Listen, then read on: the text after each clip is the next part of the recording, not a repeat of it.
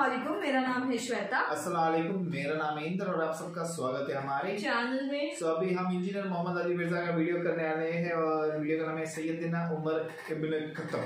आइए देखते हैं। मुस्लिम शरीफ में आगे अल्फाज हैं कि सैयदना अबू हुरैरा कहते हैं कि हजरत उमर फारूक रज़ियल्लाहु तआला अन्हु मुझसे कहा करते थे कि मुझे अपनी जिंदगी में कभी भी नबी अलैहिस्सलाम की तरफ से इमारत का शौक पैदा नहीं हुआ। वो कहते थे मेरी एक जिंदगी में जो इमारत वाला मामला है मैं इससे दूर ही भागता हूँ। आपको पता है ना, हजरत अबू बकर का भी जब ये मशवरा शुरू किया तो हजरत उमर ने सबसे पहले कहा कि जी मुझे तो हम माफी रखें, बाकियों में से कोई मशवरा कर ले, मैं जो भी मुसलमान राजी हो जाएंगे। हजरत अबू बकर ने भी सबसे मशवरा किया, हजरत उमर से नहीं किया। और सबसे मशवरा क्या किया कि इसको कर दूं, तो सबने कहा ठीक है। जब अनाउंसमेंट की तो हजरत उमर ने कहा कि अभी आपने मुझसे मशवरा, उनका मुझे पता था तुमने तो मानना ही नहीं है, बस अब इसको मुसलमानों के मशवरे को कबूल करो।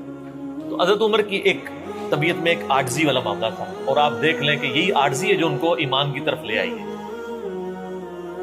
नबी इस्लाम की तिरमिज़ी में दुआ है ना, ऐ अल्लाह अमर इब्न हशाम और उमर इब्न खत्ताब में से एक को इस्लाम की दौलत दे।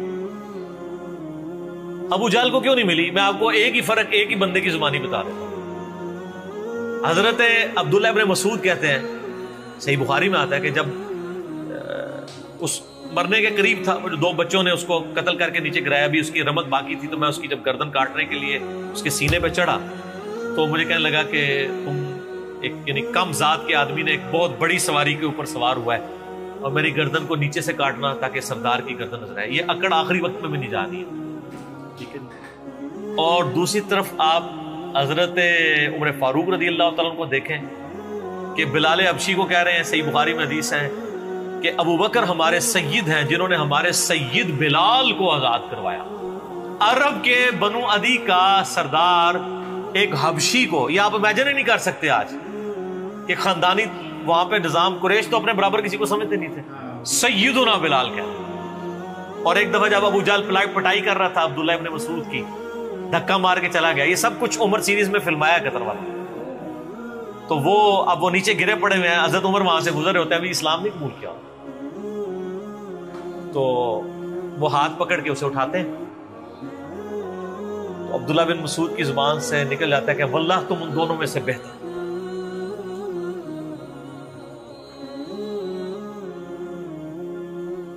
तो यानी जो नबी अलैहिस्सलाम ने दो मांगे हैं ना, उनमें से तुम बेहतर, यानी आजिज़ी है, यानी है काफरों की पार्टी में और मेरे साथ भी उसमें सलूक कर रहे हैं। और वही हुआ, अल्लाह ताला ने उनको कबूल कर लिया। तो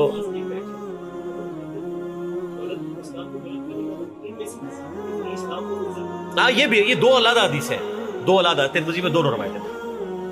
अच्छा, अब आप देखें कि सैयदना उमर फारूक रज़ियल्लाहु तआला अन्हु कहते हैं, हज़रत अबू हुरैरा कहते हैं मुस्लिम शरीफ की उस हदीस में कि हज़रत उमर मुझे कहा करते थे, मुझे पूरी ज़िंदगी कभी इमारत का शौक़ नहीं हुआ सिवाय उस दिन के कि जिस दिन अली को झंडा मिला, मुझे भी ख्वाहिश थी कि काश नबी अलैहिस्सलाम मुझे वो झंडा दे। ये हज़रत अली के लिए बहुत बड़ी फजीलत है इस हवाले से कि सैयदना उमर उन पर रश्क करते थे। बाकी एक सुनन कुबरा अल बैहकी में मन घड़त रवायत है कि हज़रत उमर कहा करते थे, वो जो एक बड़ी मशहूर बयान कर रहे होते हैं कि जी वो सितारों के बराबर किसकी नेकी है। हज़रत आयशा ने पूछा उनका भी तेरे बाप की हैं, तो हज़रत उमर की हैं, तो पूछा कि मेरे बाप की, उनका भी उनकी तो एक नेकी जो है वो गारे सौर की सब पे भारी है। इस हदीस को शेख अलबानी ने, शेख ज़ुबैल ज़ई साहब ने, दोनों ने लिखा है ये मौदू हदीस है, वज़ा की गई हदीस है, लेकिन ये हमारे मुसलमानों के बच्चे को याद है, जाली हदीस है, ज़ईफ नहीं सर, घड़ी हुई हदीस है। और जो मुस्लिम शरीफ की हदीस थी वो हमने आगे एक्सप्लोर किया कि हज़रत उमर कहते थे मुझे अली पर रश्क, कि मुझे वो झंडा नहीं मिला और अली को। दूसरी तरफ सैयदना अली भी सैयदना उमर से बड़ी मोहब्बत करते थे। हाँ, बुखारी और मुस्लिम दोनों में हदीस है, मिशकात में भी आपको मिल जाएगी, तीसरी जिल्द में, हजरत अबू बकर उमर के फजाइल के चैप्टर।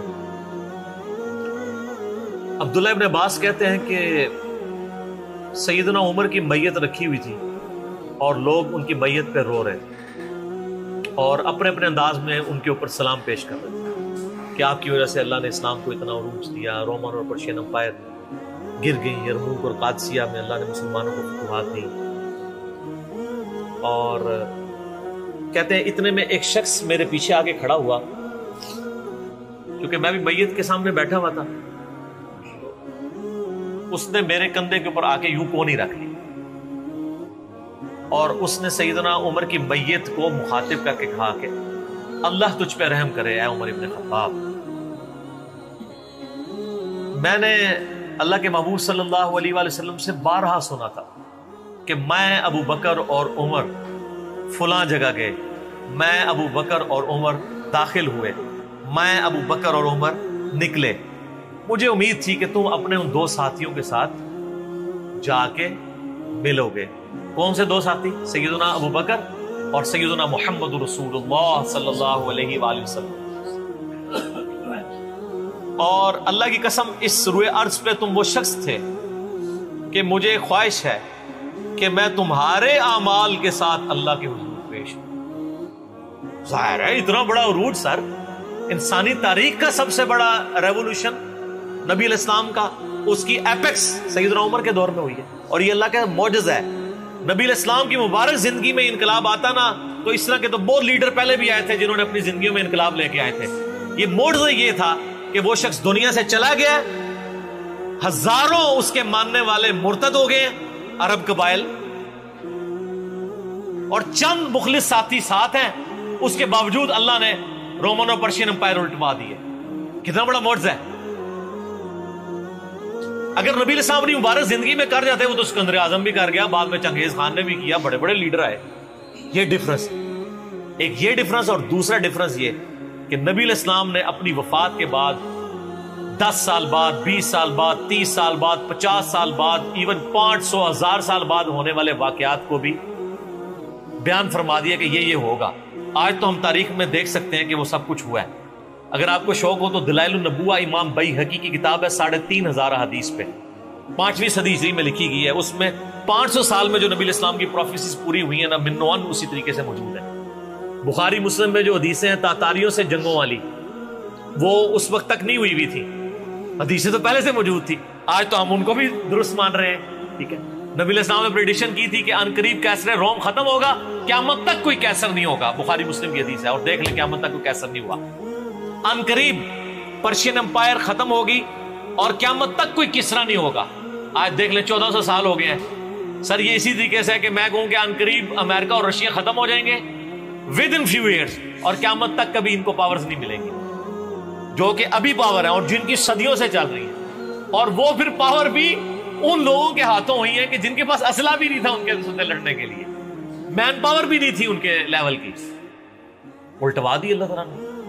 تو سیدنا علی نے کہا کہ یعنی ابن عباس کہتے ہیں کہ حضرت عمر فاروق رضی اللہ تعالیٰ عنہ کی میت پہ یعنی یہ کلام وہ جو شخص میرے یعنی کندھے پہ کونی رکھ کے کر رہا تھا نا، تو میں نے جب اس کو مڑ کے دیکھا تو وہ علی بن ابی طالب تھے جو سیدنا عمر کے بارے میں یہ کلمات کہتے تھے.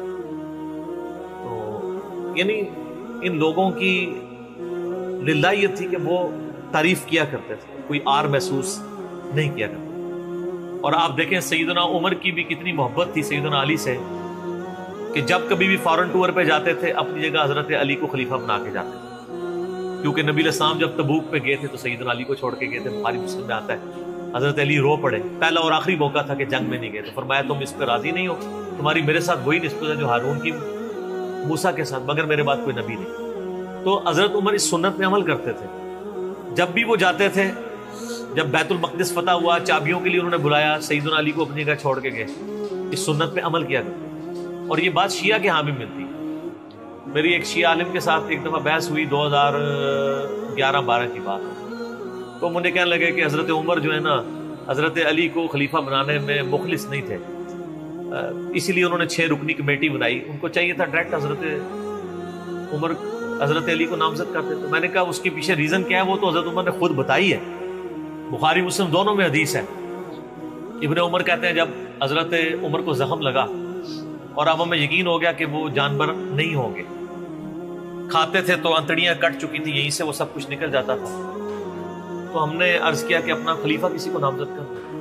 تو انہوں نے کہا اگر میں اپنا خلیفہ کسی کو نامزد کرتا ہوں تو میں اس کی سنت پہ عمل کرتا ہوں جو مجھ سے بہتر ہے، ابو بکر. اور اگر میں نہیں کرتا تو میں اس کی سنت پہ عمل کروں گا जो उनसे भी बेहतर है, यानी रसूलुल्लाह सल्लल्लाहु अलैहि वसल्लम। इब्ने उमर कहते हैं जब मैंने हजरत उमर की ये बात सुनी ना तो मुझे समझ आ गई कि अब हजरत उमर किसी को नहीं बनाएंगे, क्योंकि वो हमेशा हर मामले में नबी इस्लाम की सुन्नत को प्रायोरिटी देते थे। और वही हुआ कि उन्होंने कहा कि मैं 6 रुकनी कमेटी बना रहा हूँ। बुखारी के और मुस्लिम के अल्फाज हैं कि मैं अपने बाद इस अमर खिलाफत में इन 6 बंदों से ज्यादा किसी को अहल नहीं समझता जिनसे रसूलुल्लाह सल्लल्लाहु अलैहि वसल्लम अपनी वफात तक राजी रहे। और फरमाया Ali, Usman, Talha, Zubair, Abdurrahman bin Auf, Saad ibn Abi Waqqas. अच्छा, ये कौन है? अशरा मुबशरा है। अशरा मुबशरा में से ये 6 बंदे बाकी थे और एक 7वां भी था, उसका नाम इसलिए लिया कि उनका बहनोई था, सईद इब्न ज़ैद। वो तो मुआविया के दौर में जाके फौत हुए हैं ना, सईद इब्न ज़ैद तो बहुत बाद में फौत हुए। और उसी बुखारी में अल्फाज है कि अब्दुल्ला बिन उमर को मशवरे में जरूर शामिल करना, लेकिन इसको कोई खलीफा ना चुने। और कहा कि साद इब्न अबी वक़ास पे अगर तुम मुत्तफिक हो जाओ तो उसे खलीफा चुन लेना, और मेरी इस बात को दलील ना बनाना कि मैंने उसे माजूल किया था पर्शियन अंपायर की गवर्नरी से। कहीं ऐसा ना हो कि तुम उस पर मुत्तफिक और कहो कि इसको तो उमर ने उतारा हुआ था, ऐन उधर रहने दो, इस 62 लग गई है। ये 62 है ही जाली चीज है। इस्लाम में कोई 62 नहीं है। इस्लाम में ये नहीं है कि आपको मतलब मौत के गरगरे तक तौबा कबूल है। आप एक बंदे के साथ मामला हो जाता है और वो तौबा ताइब हो जाता है तो बस ठीक है। वो ताहयात में कोई नहीं होता। इस्लाम में कोई ताहयात नहीं है। अल्लाह ताला के साथ गुस्ताखी करने वाले के लिए भी जामे तिरमिज़ी में हदीस है कि मौत के गरगरे तक जो है वो तौबा का दरवाजा खुला हुआ है, मौत के गरगरे से पहले। तो 62 ना लगा देना उस पर। वो एक मामला था, वो हज़रत उमर किसी को 4 साल ज्यादा गवर्नर रहने नहीं देते थे, उन्होंने उनको हटा दिया। तो यानी इन लोगों की ये लिल्लाहियत हुआ करती। तो मैंने उसको कहा कि देखो कि ये वजह थी कि उन्होंने नबी इस्लाम की सुन्नत पे अमल किया कि मैं इन 6 बंदों से नबी इस्लाम राजी थे, मैं उस कमेटी बनाऊंगा मैं। और उसमें अल्फाज है बुखारी मुस्लिम में कि मैं जिंदगी भर तुम्हारा बोझ उठाता रहा, अपने मरने के बाद तुम्हारा बोझ नहीं उठाऊंगा, तुम खुद अपना खलीफा चुन लेना इन 6 में से, यानी मैं किसी को नॉमिनेट नहीं करूंगा। दूसरा, मैंने उस शिया आलिम से ये बात की कि हजरत उमर इतने बड़े रिस्क के ऊपर थे कि जिसने पूरी दुनिया को उलट दिया है, और वो चंद बंदे लेके रोमन और पर्शियन अंपायर का विजिट कर रहा है, कोई भी काफिला उन पे हमला करके उनको शहीद कर सकता था। और अगर खुदा न खास्ता इस दौरान वो शहीद हो जाते तो हजरत अली ऑटोमेटिकली खलीफा होते, क्योंकि उनको छोड़ के गए हुए थे। ये उनका इखलास था। फिर सैयदना उमर ने हजरत अली को चीफ जस्टिस लगाया हुआ था हिजाज का। चीफ जस्टिस आजकल नहीं संभाला जा रहा, और उस जमाने में जब इस्लाम का दौरा हो, अदल का निजाम हो, और तीनों जो जुहद के इमाम थे ना, हजरत उमर ने उनको चीफ जस्टिस लगाया था। रोमन अंपायर गिरी, असहाबे सुफा में से अबू दरदा को लगाया, सबसे गरीब तरीन सहाबी, ये उनका क्राइटेरिया था। अबू सुफियान, बड़े बड़े लोग जो एंड पे मुसलमान हुए, ये लाइनें बना के खड़े रहते थे। हजरत उमर इनको नहीं मिलते थे जब तक बाकियों से फारग ना हो जाए। वो कहते थे हम सरदार, उनका नहीं, तुम इस्लाम में बाद में आए। और वो मुहाजिरीन के वजीफे और असहाबे बदर के वजीफे उन्होंने बाकियों से डबल लगाए हुए कि इन्होंने बुरे वक्त में इस्लाम का साथ। और पर्शियन अंपायर गिरी, अब्दुल्ला इब्न मसूद, ज़ुहद तरीन सहाबी, ज़ुहद के इमाम, उनको वहां पे चीफ जस्टिस लगाया। और हिजाज के अंदर सैयदना अली को लगाया। और इससे भी बढ़ के सैयदना अली इब्न अबी तालिब की एक बेटी है उम्मे कुलसूम, सैयदा फातिमा से उनका रिश्ता मांगा सैयदना उमर कि मेरा अहले बैत रसूल के साथ रिश्ता बना। सही बुखारी में भी इसका जिक्र इशारतन मौजूद है उम्मे कुलसूम का। शिया और सुन्नी दोनों के यहाँ उनकी किताबें तो मानती हैं, बाबे ना माने तो अलग बात है। किताबों में मौजूद है कि सैयदना उमर फारूक की बीवी थी उम्मे कुलसूम, और सलामुल्लाहि अलैहा। इसकी वजह से यानी उन्होंने एक फख्र महसूस किया कि मेरा अहले बैत के साथ एक रिश्तेदारी वाला मामला हो। तो सैयदना उमर इस तरह के मामलात के अंदर अहले बैत के साथ बहुत उसने सलूक वाला मामला किया करता। अगरचे उनकी तबीयत में सख्ती जरूर थी, लेकिन जो दीन के मामले में थी वो सारी सख्ती, अपनी जात के मामले में नहीं हुआ करती। सही मुस्लिम में एक हदीस है, उसी पे मैं कंक्लूड करता हूँ कि सैयदना उमर ने एक ख्वाब देखा कि मुझे एक मुर्गे ने ख्वाब में ठोंगे मारी। उन्होंने फिर अगले दिन खुतबा दिया। उन्होंने कहा कि मैंने ख्वाब में देखा है कि इस तरह मुझे एक مرغ نے چونچے ماری ہیں خواب کے اندر، میں نے اس کی تعبیر یہ کی ہے کہ عنقریب مجھے قتل کر دیا، اور اگر بائی چانس اچانک میں مار دیا جاؤں، یہ تو کسی کو نہیں پتا تھا کہ وہ ایک تقریباً 3-4 دن تک زخمی حالت میں ہوش میں رہیں گے، اچانک بھی تو مار سکتے تھے اگر گردن اتر جاتی۔ اگر میں اچانک مار دیا جاؤں تو تم اس امر خلافت کو ان 6 بندوں سے باہر نہ جانے دینا۔ صحیح مسلم میں ان 6 بندوں کے نام نہیں ہے، لیکن بخاری میں وہ نام بھی ہے، سیدنا علی، عثمان، طلحہ، زبیر، عبد الرحمن بن عوف اور سعد بن ابی وقاص۔ اور انہوں نے کنسنسس کے ساتھ پھر بعد میں سیدنا علی اور عثمان ہی بچ گئے تھے، ان میں ٹائی پڑ گئی تھی تو الٹیمیٹلی پھر حضرت عثمان کو چن لیا گیا۔ تو اگر میں اچانک مار دیا جاؤں تو ان 6 بندوں سے باہر کسی کو خلیفہ نہ چننا، اور مجھے پتا ہے کہ جب تم ان 6 بندوں میں سے کسی کو خلیفہ چنو گے تو کچھ لوگ تمہاری مخالفت کریں گے، اور یہ وہی لوگ ہیں جن کو میں نے اسلام کی خاطر اپنے ہاتھوں سے مارا ہوا ہے، یعنی وہ لوگ جو بالکل اینڈ پہ مسلمان ہوئے ہیں، جن سے ہم نے غزوہ بدر، خندق، احد لڑی ہوئی ہے، اب یہ اینڈ پہ مسلمان ہوئے ہیں، چونکہ وہاں پہ بھی انہوں نے حکمرانی دیکھی ہوئی ہے تو یہاں پہ بھی ان کی خواہش یہ ہوگی کہ ان میں سے کسی کو خلیفہ چنا جائے۔ تو جب تم دیکھو کہ ایسے لوگ اس خلافت کے دشمن ہیں، ان 6 میں سے کسی بندے کی خلافت کی مخالفت کر رہے ہیں، تو تم سمجھ لینا کہ یہ لوگ اللہ کے دشمن، اور دوسرے الفاظ تو بڑے سخت ہیں، کافر ہیں۔ اب اس کی انجینئرنگ میں نہیں کرتا، وہ پھر کسی اور طرف بات چلی جائے گی۔ آپ میرا ریسرچ پیپر واقعہ کربلا کا حقیقی پس منظر 72 صحیح الاسناد احادیث کی روشنی میں، جس میں میں نے 200 روایتیں اکثر بخاری مسلم سے پیش کی ہیں، اس کے سٹارٹ میں نے حدیث لکھ کے پھر لکھا ہے کہ اب آئندہ صفحات میں آپ کو پتہ چلے گا کہ سیدنا عمر اسلام کا دشمن کن لوگوں کو سمجھتے تھے، اور یہی الفاظ صحیح بخاری میں عبداللہ بن عمر نے بھی استعمال کیے تھے۔ کس کے بارے میں کیے تھے وہ ہمارا ریسرچ پیپر، ٹھیک ہے۔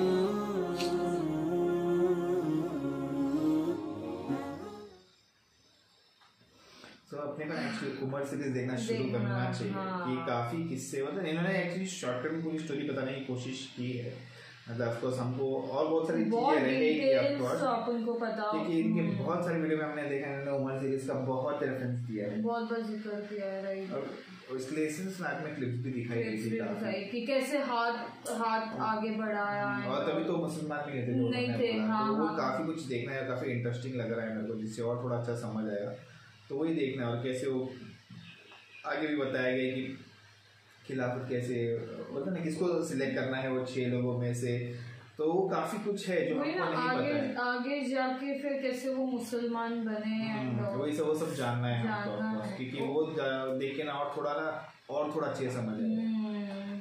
ٹھیک ہے، ہم 35-40-45 ایپیسوڈ دیکھتے شروع کریں گے، اس سے بہت جلد دیکھیں گے آگے۔